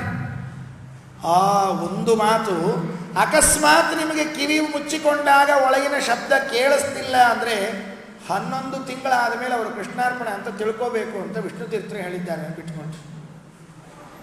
ಅದು ನಂದಲ್ಲ, ಷೋಡಶಿ ಚತುರ್ದಶಿಯಲ್ಲಿ ಹೇಳುವಾಗ ವಿಷ್ಣು ತೀರ್ಥರು ಹೇಳಿಬಿಟ್ಟಿದ್ದಾರೆ. ಏನು ಅಂದರೆ, ನೀವು ಕಿವಿ ಮುಚ್ಚಿಕೊಂಡಾಗ ಒಳಗಡೆಗೆ ವಾಯುದೇವರು ಹೇಳುವ ಅನಾಹತ ಶಬ್ದ ಇದೆಯಲ್ಲ, ಅದು ಕೇಳಿಸ್ತಿಲ್ಲ ಅಂತ ಆದರೆ ಹೇಳಿಬಿಡ್ರಿ, ಮನೆಯಲ್ಲಿ ನಾನು ಪೆಟ್ಟಿಗೆ ಕಟ್ತಾ ಇದ್ದೀನಿ, ಇನ್ನು 11 ತಿಂಗಳಿಗೆ ನಂದು ವರ್ಷಾಂತಿಕ ಶುರು ಅಲ್ಲ, ಅಂದರೆ ಪ್ರಥಮ ಮಾಸಿಕ ಶುರುವಾಗಬೇಕು, ಮಠದಲ್ಲಿ ವ್ಯವಸ್ಥೆ ಮಾಡಿಬಿಡ್ರಿ, ಮನೆಯಲ್ಲಿ ಮಾಡ್ಲಿಕ್ಕೆ ಹೋಗ್ಬೇಡ್ರಿ ಅಂತ ಹೇಳಿಬಿಡ್ರಿ ನೀವೆಲ್ಲ ವ್ಯವಸ್ಥೆ. ಯಾಕೆ ಅಂದರೆ ಶಬ್ದ ಒಳಗಡೆಗಿದೆ, ಅದು ಕೇಳಿಸ್ತೇ ಹೋದರೆ ಅನಿಷ್ಟ ಸೂಚಕ ಅಂತ ಶಾಸ್ತ್ರ ಹೇಳುತ್ತೆ. ಅಂದಮೇಲೆ ಆಕಾಶ ಅಂದರೆ ಏನು? ಆಕಾಶ ಅಂದರೆ ಅವಕಾಶ, ಹೊರಗೂ ಅವಕಾಶ, ಒಳಗೂ ಅವಕಾಶ. ಯಾವುದು ಅವಕಾಶವನ್ನು ನೀಡುತ್ತೋ ಅದೆಲ್ಲ ಆಕಾಶ. ಅಲ್ಲ, ಆಕಾಶ ನಮಗೆ ಒಂಚೂರು ಕಣ್ಣಿಗೆ ಕಾಣಿಸ್ತದ ಅಂತ ಪ್ರಶ್ನೆ. ಆಕಾಶ ಕಣ್ಣಿಗೆ ಕಾಣಿಸ್ತದ? 12ನೇ ಶತಮಾನದವರೆಗೆ ಪ್ರಾಯ ಅದರ ಹಿಂದೆ ಬಂದ ಎಲ್ಲ ದಾರ್ಶನಿಕರು, ವಿಜ್ಞಾನಿಗಳು ಏನು ಹೇಳಿದ್ದು ಅಂದರೆ ಆಕಾಶ ಇದು ಕಣ್ಣಿಗೆ ಕಾಣುವುದಿಲ್ಲ. ಶ್ರೀಮದಾಚಾರ್ಯರು ಸಂಶೋಧನೆಯನ್ನು ಮಾಡಿ ಆಕಾಶ ಕಣ್ಣಿಗೆ ಕಾಣುತ್ತೆ ಅಂತ ಹೇಳಿದ್ದಾರೆ. ಬಹಳ ಆಶ್ಚರ್ಯ. ಪರಮಾಶ್ಚರ್ಯ ಅಂದರೆ ಎಲ್ಲ ಸಿದ್ಧಾಂತಕ್ಕೆ ವಿರುದ್ಧವಾಗಿ ಆಚಾರ್ಯರು ಹೇಳಿಕೊಡ್ತಾರೆ. ಶ್ರೀಮದಾಚಾರ್ಯರು ಸಂಶೋಧನೆ ಮಾಡಿದ್ದಾರೆ, ಆಕಾಶ ನಿಮಗೆ ಕಣ್ಣಿಗೆ ಕಾಣುತ್ತೆ. ಬರೀ ಆಕಾಶದ ಬಗ್ಗೆ ಒಂದೇ ಅಲ್ಲ, ಆಚಾರ್ಯರ ಸಂಶೋಧನೆಗಳು ಇಷ್ಟು ವಿಚಿತ್ರ ಇದೆ ಅಂದರೆ ನಾವು ತಿಳ್ಕೊಂಡದ್ದನ್ನೆಲ್ಲ ಉಲ್ಟ ಹೇಳ್ತಾರೆ ಶ್ರೀಮದಾಚಾರ್ಯ.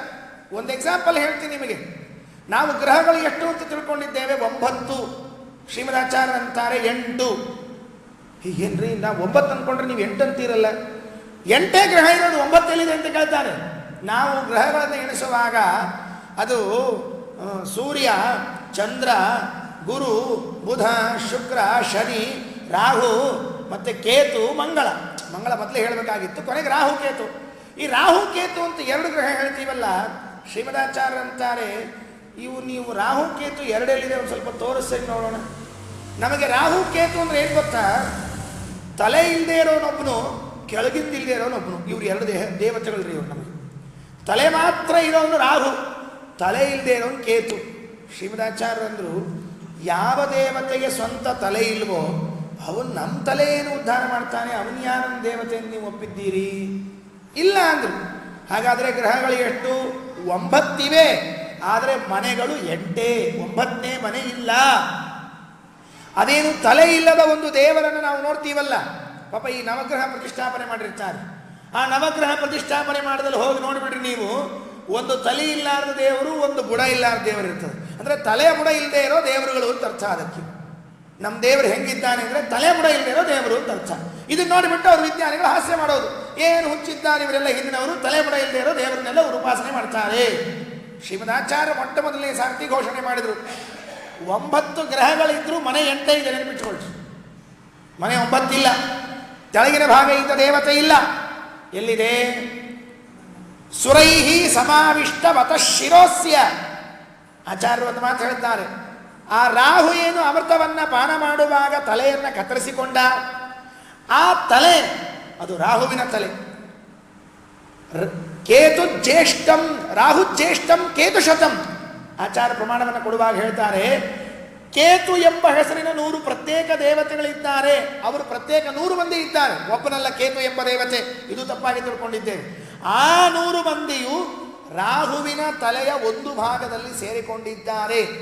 ರಾಹು ಆ ತಲೆಯಲ್ಲಿ ಇದ್ದಾನೆ, ಉತ್ತಮ ಅಂಗ. ಒಂದು ಭಾಗದಲ್ಲಿ ರಾಹು, ಮತ್ತೊಂದು ಭಾಗದಲ್ಲಿ ಕೇತು. ಹೊರತಾಗಿ ಕೆಳಗಿನ ಮುಂಡ ಇಲ್ಲದ ಭಾಗ ಇದೆಯಲ್ಲ, ಅದು ಕೇತು ಅಲ್ಲ. ಶ್ರೀಮದಾಚಾರ್ಯರು ಖಂಡಿಸ್ತಾರೆ, ಅದು ನೆನಪಿಟ್ಟುಕೊಳ್ರಿ. ಅದು ಒಂದೇ ತಲೆ, ಒಮ್ಮೆ ಕೇತು ಆಗತ್ತೆ, ಒಮ್ಮೆ ರಾಹು ಆಗುತ್ತೆ. ಅದರ ವ್ಯವಹಾರಗಳೆಲ್ಲ ಮತ್ತೆ ಬೇರೆ. ಇದನ್ನು ಶ್ರೀಮದಾಚಾರ್ಯರು 12ನೇ ಶತಮಾನದಲ್ಲಿ ಘೋಷಣೆ ಮಾಡಿದರು. ಇನ್ನೊಂದು ಘೋಷಣೆ ಮಾಡಿದರು ಶ್ರೀಮದಾಚಾರ್ಯರು 12ನೇ ಶತಮಾನದಲ್ಲಿ, ಆಕಾಶ ಕಣ್ಣಿಗೆ ಕಾಣುತ್ತೆ. ಭೂತಮಪ್ಯಸಿತಂ ದಿವ್ಯ ದೃಷ್ಟಿ ಗೋಚರಂತು ಯತ. ಅನುವ್ಯಾಖ್ಯಾನದಲ್ಲಿ ಶ್ರೀಮದಾಚಾರ್ಯ ಹೇಳುವಾಗ, ಭೂತಮಪಿ ಅಸಿತಂ ದಿವ್ಯ ದೃಷ್ಟಿ ಗೋಚರಂತು ಯತ. ಸ್ವಲ್ಪ ನೀವು ಆ ಮೈಕ್ರೋಸ್ಕೋಪ್ ಇರುತ್ತಲ್ಲ, ಅದನ್ನು ತೊಗೊಂಡು ನೋಡಿದ್ರೆ ನಿಮಗೆ ಆಕಾಶ ಕಾಣುತ್ತೆ. ದಿವ್ಯ ದೃಷ್ಟಿ ಗೋಚರಂತು ಯತ. ಯಾವುದು? ಯಾರು ನಂಬಲಿಲ್ಲ. ಇವತ್ತು ಮಾಡರ್ನ್ ಸೈನ್ಸ್ ಹೌದು ಅಂತ ಹೇಳಿತ್ತು. ಏನು? 12ನೇ ಶತಮಾನದಲ್ಲಿ ಯಾವ ವೈಜ್ಞಾನಿಕ ಸಲಹೆ ಯಂತ್ರಗಳು ಉಪಕರಣಗಳಿಲ್ಲದೆ ಇದ್ದರೂ ಆಚಾರ್ಯರು ನಿಮಗೆ ಆಕಾಶ ಕಾಣಿಸುತ್ತೆ, ಅದಕ್ಕೆ ಬಣ್ಣ ಇದೆ ಅಂತ ಹೇಳಿದರು ಶ್ರೀಮದಾಚಾರ್ಯ. ಏನು ಬಣ್ಣ ಅದು? ನೀಲ ಬಣ್ಣ. ಭೂತಮಪಿ ಅಸಿತಂ ದಿವ್ಯ ದೃಷ್ಟಿ ಗೋಚರಂತು ಯತ. ನೀಲ ಬಣ್ಣದ ಆಕಾಶ ನಿಮ್ಮ ಕಣ್ಣಿಗೆ ಕಾಣುತ್ತೆ. ಯಾರು ಒಪ್ಪಲಿಲ್ಲ, ಏನೋ ಹೇಳಿಬಿಟ್ರು ಅಂತ. ಇವತ್ತು ಮಾಡರ್ನ್ ಸೈನ್ಸ್ 20ನೇ ಶತಮಾನದಲ್ಲಿ ಒಪ್ಪಿಕೊಂಡಿದೆ, ಹೌದು ಆಕಾಶ ಇದೆ, ಅದಕ್ಕೆ ಬಣ್ಣ ಇದೆ, ಕಾಣಿಸುತ್ತೆ. ಅದನ್ನು ಅಲ್ಟ್ರಾ ವೈಲೆಟ್ ಅಂತ ಕರೆದಿದ್ದಾರೆ ಅಂತ ಇಟ್ಕೊಳ್ರಿ. ಯಾವುದನ್ನು ಶ್ರೀಮದಾಚಾರ್ಯರು ಭೂತಮಪ್ಯಸಿತಂ ದಿವ್ಯ ದೃಷ್ಟಿ ಗೋಚರಂತು ಯತ ಅಂತಂದ್ರು, ಅದನ್ನು ಇವತ್ತು ಮಾಡರ್ನ್ ಸೈನ್ಸ್ ಅಲ್ಟ್ರಾ ವೈಲೆಟ್ ಅಂತ ಕರೀತಾ ಇದೆ. ನೀಲವರ್ಣದ ಆಕಾಶ ಕಾಣಿಸುತ್ತೆ ಅಂತ ಮಾಡರ್ನ್ ಸೈನ್ಸ್ ಒಪ್ಕೊಂಡಿದೆ. ಆಮೇಲೆ ಆಕಾಶಕ್ಕೆ ಬಣ್ಣ ಇದೆ, ಕಾಣಿಸುತ್ತೆ. ಎಷ್ಟು ಅದ್ಭುತವಾದ ಸಂಶೋಧನೆಯನ್ನು ಶ್ರೀಮದಾಚಾರ್ಯರು 800 ವರ್ಷಗಳ ಹಿಂದೆ ಮಾಡಿ ತೋರಿಸಿದ್ದಾರೆ. ನಮಗೆ ಅದು ಯಾವುದು ಬೇಡ, ನಮ್ಮ ಆಚಾರ್ಯರು ಕೊಟ್ಟದ್ದೇ ಗೊತ್ತಿಲ್ಲ ನಮಗೆ.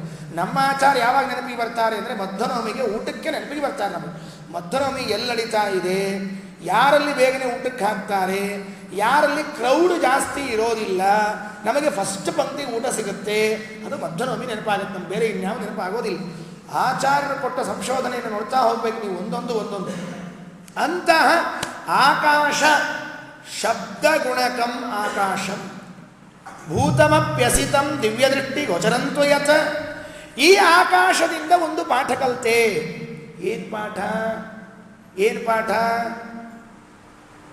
ತೇಜೋಪನ್ಯಮಯೈರ್ಭಾವೈಃ ಮೇಘಾಧ್ಯೈಃ ವಾಯುನೇರಿತೈಃ ನ ಸ್ಪೃಶ್ಯತೆ ನಭಸ್ತತ್ವಚ ಕಾಲಸೃಷ್ಟಗುಣೈಃ ಪುಮಾನ್. ಆಕಾಶ ನಿರ್ವಿಕಾರವಾಗಿ ಇತ್ತಂತೆ, ಸುಮ್ಮನೆ ಇತ್ತು ಆಕಾಶ ತಪ್ಪಳಿತಾನೆ. ಸಮಯ ಬಂತು, ನೋಡ್ತಾ ಇದ್ದ ಇವನು ಯಾರು? ಅವಧೂತ. ಮೇಲ್ಮುಖ ಮಾಡಿ ಮಲ್ಕೊಂಡಿದ್ದ. ಆಕಾಶ ಎಲ್ಲ ಕಡೆಗೆ ಇದೆ, ನೆನಪಿಟ್ಕೊಳ್ರಿ. ಆಕಾಶ ಕೆಳಗೆ ಮೇಲೆ ಒಳಗೆ ಹೊರಗೆ ಎಲ್ಲ ಕಡೆ ಇದ್ದದ್ದು. ಸುಮ್ಮನೆ ಮಲಗಿದ್ದ. ಬೇಸಿಗೆಗಾಲವನ್ನು ನೋಡ್ತಾ ಇದ್ದ. ಆಕಾಶದಲ್ಲಿ ಏನು ಬದಲಾವಣೆ ಇರಲಿಲ್ಲ, ಒಂದೇ ಥರ ಇತ್ತು. ಮಳೆಗಾಲ ನೋಡಿದ. ಆಕಾಶದ ತುಂಬೆಲ್ಲ ಮೋಡಗಳು ಬಂದವು. ಸರಿ, ಮಳೆಗಾಲ ಮುಗೀತು. ಚಳಿಗಾಲ ನೋಡಿದ. ಮೋಡಗಳೆಲ್ಲ ಖಾಲಿಯಾಗಿದ್ದು, ಒಣಗಿದ ಮೋಡಗಳು, ಬಿಳಿ ಬಿಳಿ ಮೋಡಗಳೆಲ್ಲ ಅಲ್ಲಿ ಇಲ್ಲಿ ಇಲ್ಲಿ ಎಲ್ಲಿ ಅಡ್ಡಾಡ್ತಾ ಇದ್ದು. ಬೇಸಿಗೆಗಾಲದಲ್ಲಿ ಮೋಡವೇ ಇರಲಿಲ್ಲ ಆಕಾಶದಲ್ಲಿ. ಮಳೆಗಾಲದಲ್ಲಿ ಕಪ್ಪು ತುಂಬಿದ ಮೋಡಗಳೆಲ್ಲ ಇದ್ದು. ಚಳಿಗಾಲದಲ್ಲಿ ಎಲ್ಲ ನೀರು ಸುರಿಸಿ ಖಾಲಿಯಾದ ಮೋಡಗಳಿದ್ದು. ಆಕಾಶ ಬೇಸಿಗೆಗಾಲದಲ್ಲಿ ಇತ್ತು, ಮಳೆಗಾಲದಲ್ಲೂ ಇತ್ತು, ಚಳಿಗಾಲದಲ್ಲೂ ಇತ್ತು. ಆದರೆ ಆಕಾಶಕ್ಕೆ ಈ ಮೋಡಗಳು ಬಂದಾಗ, ಮಳೆಗಾಲ ಬಂದಾಗ ಮೋಡಗಳೆಲ್ಲ ಬಂತಲ್ಲ, ಕುಣಿಲಿಕ್ಕೆ ಶುರು ಮಾಡಲಿಲ್ಲ ಆಕಾಶ. ನೆನಪಿಟ್ಕೊಳ್ರಿ. ಓ ಬಂತು ಮೋಡಗಳು, ಇನ್ನು ನೋಡ್ರಿ ಜನ ಎಲ್ಲ ಏನು ತಲೆ ಏನು ಕುಣಿಲಿಲ್ಲ. ಬೇಸಿಗೆಗಾಲದಲ್ಲಿ ಮೋಡಗಳೇ ಇಲ್ಲ. ತಲೆ ಮೇಲೆ ಕೈ ಹೊತ್ಕೊಂಡು ಅಯ್ಯೋ ಬೇಸಿಗೆಗಾಲ ಬಂತಲ್ಲಪ್ಪ, ಇನ್ನೇನು ಮಾಡೋದು, ಮೋಡಗಳೇ ಇಲ್ಲಲ್ಲ ನನ್ನಲ್ಲಿ ಎಂತ ದುಃಖ ಪಡಲಿಲ್ಲ. ಹಾಗಾದ್ರೆ ಹೇಗಿತ್ತು? ಹೇಗಿತ್ತು ಹಾಗಾದ್ರೆ? ಒಂದೇ ರೀತಿ ಇತ್ತು. ನಾವು ಹೇಗಿರಬೇಕು? ಸಂಪತ್ತು ಬಂದಾಗಲಿ ಬರದೇ ಇದ್ದಾಗಲಿ ಒಂದೇ ರೀತಿ ಇರಬೇಕಂತ. ಗಾಳಿಯಿಂದ ಕಲಿತ ಪಾಠಕ್ಕೂ ಆಕಾಶದಿಂದ ಕಲಿತ ಪಾಠಕ್ಕೂ ವ್ಯತ್ಯಾಸ ಇದೆ. ಗಾಳಿಯಿಂದ ಕಲಿತ ಪಾಠ ಏನು? ನಾವು ಹೋಗುವಾಗ ಒಳ್ಳೆಯವರು ಸಿಗ್ಬೋದು, ಕೆಟ್ಟವರು ಸಿಗ್ಬೋದು, ಒಳ್ಳೆಯದು ಆಗ್ಬೋದು, ಕೆಟ್ಟದ್ದು ಆಗ್ಬೋದು, ಅದರಿಂದ ನಿನ್ನಲ್ಲಿ ಹಿಗ್ಗೋದು ಕುಗ್ಗೋದು ಆಗೋದು ಬೇಡ ಅಂತ ಪಾಠ ಕಲಿತ್ರೆ, ಇದು ಒಳ್ಳೆಯ ಜನ ಕೆಟ್ಟ ಜನ ಅಲ್ಲ. ಆ ಕಾಲ ಈ ಕಾಲ, ಕಾಲಕ್ಕೆ ತಕ್ಕಂತೆ ಪದಾರ್ಥಗಳಲ್ಲಿ ವ್ಯತ್ಯಾಸ ಆಗುತ್ತೆ. ಒಂದು ಪ್ರಸಂಗ ಬಂದಾಗ ಜಗ್ಗ ಸಂಪತ್ತು ಬಂದ್ಬಿಡ್ತದೆ, ಭಾರಿ ಮಾನ. ಏನು ಪ್ರತಿಯೊಂದು ಕಾರ್ಯಕ್ರಮದಲ್ಲೂ ಇವನ್ನೇ ಮೇಲ್ಕಂಡು ಕೂಡಿಸೋದು, ಇವನಿಗೆ ಶಾಲು ಹಚ್ಚೋದು. ಪ್ರತಿಯೊಂದು ಕಾರ್ಯಕ್ರಮಕ್ಕೂ ಮುಂದೆ ಮಣಿ.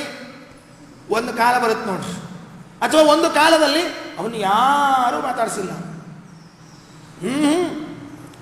ಆದರೆ ಆ ವ್ಯಕ್ತಿ ಹೇಗಿರಬೇಕು ಅಂದರೆ, ಮೋಡ ಮಳೆಗಾಲದಲ್ಲಿ ತುಂಬಿದ ಮೋಡ ಇದ್ದಾಗಲೂ ಏನು ಹಚ್ಕೊಳ್ಳಿಲ್ಲ, ಬೇಸಿಗೆ ಕಾಲದಲ್ಲಿ ಮಳೆ ಹೋಗಿ ಸುರಿಸಿ ಮೋಡಗಳೆಲ್ಲ ಖಾಲಿ ಆದಾಗಲೂ ಏನು ಹಚ್ಕೊಳ್ಳಿಲ್ಲ, ಸುಮ್ಮನೆ ತಟಸ್ಥವಾಗಿ ಇತ್ತಂತೆ. ಹಾಗೆ ನಾವುಗಳು ಮಾನಾಪಮಾನಗಳನ್ನು, ಲಾಭಾಲಾಭಗಳನ್ನು, ಜಯ ಅಪಜಯಗಳನ್ನು ಒಂದೇ ರೀತಿ ಸ್ವೀಕಾರ ಮಾಡಬೇಕೇ ಹೊರತಾಗಿ ಯಾವ ಕಾರಣಕ್ಕೂ ವ್ಯತ್ಯಾಸ, ಅದರೊಳಗೆ ತಕ್ಷಣ ಇನ್ವಾಲ್ವ್ಮೆಂಟ್ ಬರಬಾರ್ದಂತೆ, ಒಳಗೆ ಪ್ರವೇಶ ಆಗಬಾರ್ದಂತೆ. ವಿಜಯದಾಸರು ಒಂದು ಮಾತಂದರು, ಸ್ವಾಮಿ ಎಂಥ ಚಮತ್ಕಾರ ನಿಂದು, ಯಾಕೆ ಅಂದರು. ಅಲ್ಲ, ಇದೇ ಊರಿನವರು, ನಾನು ಕಾಶಿಗೆ ಹೋಗಿ ಬರೋಕ್ಕಿಂತ ಮೊದಲು ಒಬ್ಬರು ಮಾತಾಡಲಿಲ್ಲ. ಈಗ ಇದೇ ಜನ ನನ್ನ ತಲೆ ಮೇಲೆ ಹೊತ್ಕೊಂಡು ಅಡ್ಡಾಡ್ತಾ ಇದ್ದಾನೆ, ನಾನು ಏನಂತ ತಿಳಿಲಿ ಇದನ್ನು ಅಂತ ಕೇಳಿದ್ರಂತೆ. ನೋಡ್ರಿ, ವಿಜಯದಾಸರು ಹೇಳಿದ ಮಾತು ತುಂಬ ಚೆನ್ನಾಗಿದೆ. ಪಾಪ ಒಂದು ಪ್ರಸಂಗದಲ್ಲಿ ಹೆಂಡತಿಗೆ ಊಟಕ್ಕೆ ಹಾಕಬೇಕು ಅಂತಂದರೆ ಒಂಚೂರು ಏನಿರಲಿಲ್ಲ, ಮಂದಿ ಮನೆ ಮುಂದೆ ಬಾಗ್ಲ ಕಾಯ್ಕೊಂಡಿದ್ರಂತೆ. ಈಗ ಏನು ಸುಗ್ರಾಸ ಭೋಜನ ಸ್ವಾಮಿ ಇದೇನು ಅಂತ ಕೇಳಿದ್ರಂತೆ. ನಮಗೆ ಆ ಕಾಲವೂ ಬರುತ್ತೆ, ಈ ಕಾಲವೂ ಬರುತ್ತೆ. ಸಂಜೀತನ ಕವಿದ್ದು ಸಣ್ಣ ಸೌಟಿನ ತುಂಬ ಗಂಧಿ ಕಾಣದೆ ಬಳಲಿದೇನೋ. ಸ್ವಾಮಿ ಸಂಜೆ ತನಕಾದ್ರೂ ಒಂಚೂರು ಅನ್ನಕ್ಕೆ ಹಾಕಬೇಕು ಅಂದರೆ ಇಲ್ಲ. ವ್ಯಂಜನ ಮೊದಲಾದ ನಾನಾ ಸುಭಂಗಳ, ವ್ಯಂಜನ ಮೊದಲಾದವಳು ಏನೇನು ನಾನಾ ಸುಭಕ್ಷಗಳ ಭುಂಜಿಸುವುದು ಮತ್ತೇನೋ. ಊಟಕ್ಕೆ ಕೂತ್ರೆ ಸುಮ್ಮನೆ ಸಾಕಿವಾಗ ಬೇಕಾದ ಹಾಕ್ಕೊಡ್ತೀವಿ ಸ್ವಾಮಿ. ಅಂತಹ ಕಾಲವೂ ಇದೆ, ಇಂತಹ ಕಾಲವೂ ಇದೆ. ಯಾರು ಕೇಳಿದರು? ಆಗ ಉಟ್ಕೋಬೇಕು ಅಂದರೆ ಬಟ್ಟಿ ಇಲ್ಲ, ಅದು ಒಂದು ಕಾಲ ಇತ್ತಂತೆ. ಹರಿದು ಬಟ್ಟಿ. ಈಗೇನು ಸ್ವಾಮಿ ಪೀತಾಂಬರ ಉಟ್ಕೊಂಡು ಅಡ್ಡಾಡ್ತಾ ಇದ್ದೀವಿ ನೋಡ್ರಿ. ಎರಡೂ ಬರುತ್ತೆ ನಮ್ಮ ಜೀವನದಲ್ಲಿ. ಈ ಕಾಲವೂ ಉಂಟು, ಆ ಕಾಲವೂ ಉಂಟು. ಆದರೆ ಒಳಗಿರುವ ಜೀವ ಇದ್ದಾನಲ್ಲ, ಅವನು ಹೇಗಿರಬೇಕು ಅಂದರೆ ಎರಡನ್ನೂ ಸಮಾನವಾಗಿ ಸ್ವೀಕಾರ ಮಾಡಬೇಕೆ ಹೊರತಾಗಿ ಪೀತಾಂಬರ ಉಟ್ಕೊಂಡೀನಿ ಅಂಥೇಳಿ ಉಳಿದವ್ರನ್ನೆಲ್ಲ ಮಾತಾಡಿಸ್ದೆ ಹೋಗ್ಬಿಡೋಣ. ಹೊರಗೆ ಪಟ್ಟಿ ಉಟ್ಕೊಂಡೀವಿ ಅಂಥೇಳಿ ಮಂದಿ ಮನೆ ಮುಂದೆ ನಿಂತು ಹಲ್ಲು ಕಿರ್ಕೋದು ನಿಂತ್ಕೊಂಡ್ಬಿಡೋಣ. ಸರ್ವಾತ್ಮನ ಮಾಡಬಾರ್ದು. ಅದನ್ನು ಆಕಾಶದಿಂದ ಪಾಠ ಕಲಿತೆ. ಮೋಡಗಳು ಬಂದಾಗಲೂ ಹಾಗೆ ಇತ್ತು, ಮೋಡಗಳಿಲ್ಲದೆ ಇದ್ದಾಗಲೂ ಹಾಗೆ ಇತ್ತು. ಅದಕ್ಕಾಗಿ ನಿರ್ವಿಕಾರದಿಂದ ಇರಬೇಕು. ತೇಜೋಪನ್ಯಮಯೈರ್ಭಾವೈಃ ಮೇಘಾದ್ಯೈಃ ವಾಯುರೇರಿತೈಃ ನ ಸ್ಪೃಶ್ಯತೆ ನಭಸ್ತತ್ವತ ಕಾಲಸೃಷ್ಟೈರ್ಗುಣೈರ್ಪುಮಾನ್. ಇದಾದ ಮೇಲೆ ನೀರಿನಿಂದ ಪಾಠ ಕಲಿತೆ. ಓಹೋ, ನೀರಿನಿಂದ ಏನು ಪಾಠ ಕಲಿಕ್ಕೆ ಬರುತ್ತೆ ಹೇಳಿ ನೋಡಂತೆ. ನಾವೆಲ್ಲ ನೀರೇನು ತಗೊಂಡು ನೀರೇನು ಮಾಡ್ತೀವ್ರಿ? ನಮಗೆ ನೀರು ಎದಕ್ಕೆ ಬೇಕು? ಮೊದಲೇ ಸ್ನಾನಕ್ಕೆ, ಹೌದಾ? ಮೊದಲು ನಮ್ಮನ್ನು ಸ್ವಚ್ಛ ಮಾಡಿಕೊಳ್ಳಿಕ್ಕೆ ನೀರು ಬೇಕು, ಕುಡಿಲಿಕ್ಕೆ ಬೇಕು, ತೊಳಿಲಿಕ್ಕೆ ಬೇಕು, ಬಳಿಲಿಕ್ಕೆ ಬೇಕು, ಬಟ್ಟೆ ಒಗಿಲಿಕ್ಕೆ ಬೇಕು, ಇನ್ನೇನೇನೇನೋ ನೀರು ಬೇಕು. ಆದರೆ ನೀರಿನಲ್ಲಿ ಇಂತಹ ಗುಣಗಳಿವೆ ಅಂತನ್ನೋದನ್ನು ಅವಧೂತ ಹೇಳೋ ತನಕ ನಮಗೆ ಗೊತ್ತೇ ಇರಲಿಲ್ಲ. ಏನಿದೆ ನೀರಿನಲ್ಲಿ? ಸ್ವಚ್ಛ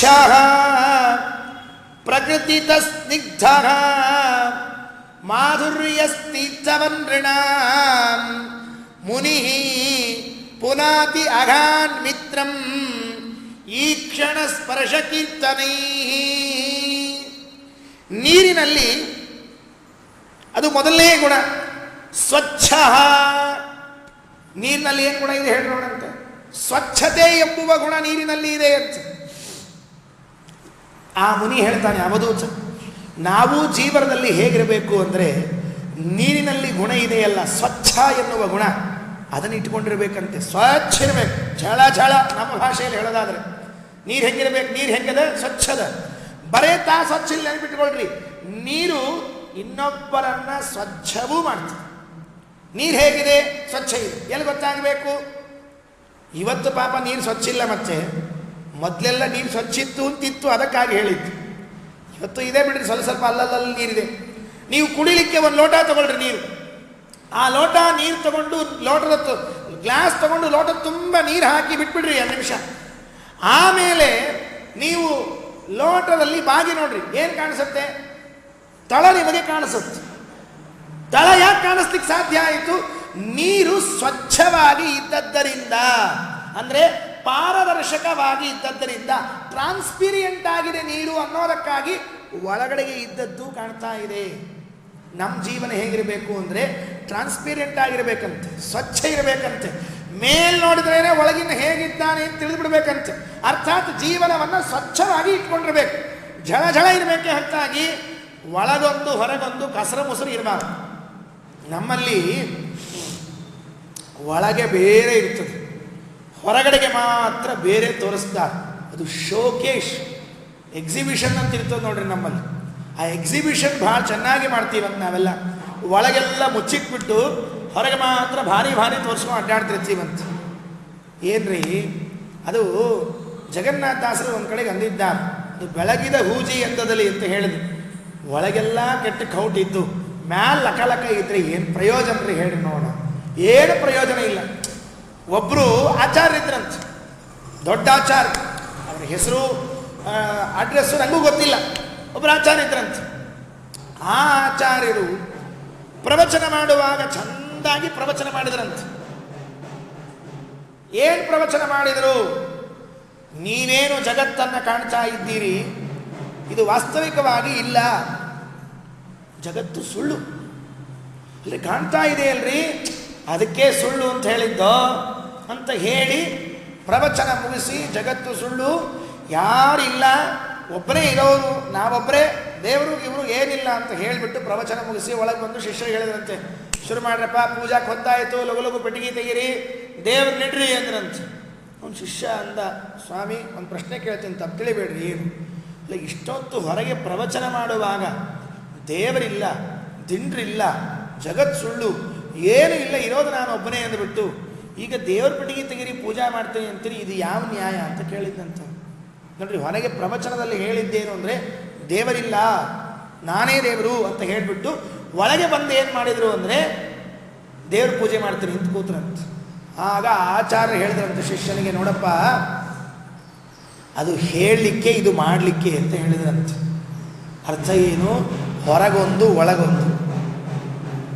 ನಮಗೆ ಹಾಗಿರಬಾರ್ದಂತೆ ಜೀವನದಲ್ಲಿ. ಹೇಗಿರ್ಬೇಕು ನಾವು? ಸ್ವಚ್ಛ, ಹೊರಗೆ ಇರೋದನ್ನೇ ಒಳಗಿಟ್ಕೊಂಡಿರ್ಬೇಕು, ಒಳಗಿಟ್ಕೊಂಡಿರೋದನ್ನೇ ಹೊರಗಿರಬೇಕು. ಮನಸ್ಸೇಕಂ ವಚಸ್ಸೇಕಂ ಕರ್ಮಣ್ಯೇಕಂ ಮಹಾತ್ಮನ, ಮನಸ್ಸನ್ಯತ ವಚಸ್ಸನ್ಯತ ಕರ್ಮಣ್ಯನ್ಯತ್ ದುರಾತ್ಮನ. ಒಂದು ಸುಭಾಷಿತ ಇದೆ, ಯಾವುದು ಮಾತಿನಲ್ಲಿದೆಯೋ ಅದೇ ಕೃತಿಯಲ್ಲಿ, ಯಾವುದು ಕೃತಿಯಲ್ಲಿದೆಯೋ ಅದೇ ಮನಸ್ಸಿನಲ್ಲಿ. ಮನಸ್ಸಿನಲ್ಲಿ ಇದ್ದದ್ದೇ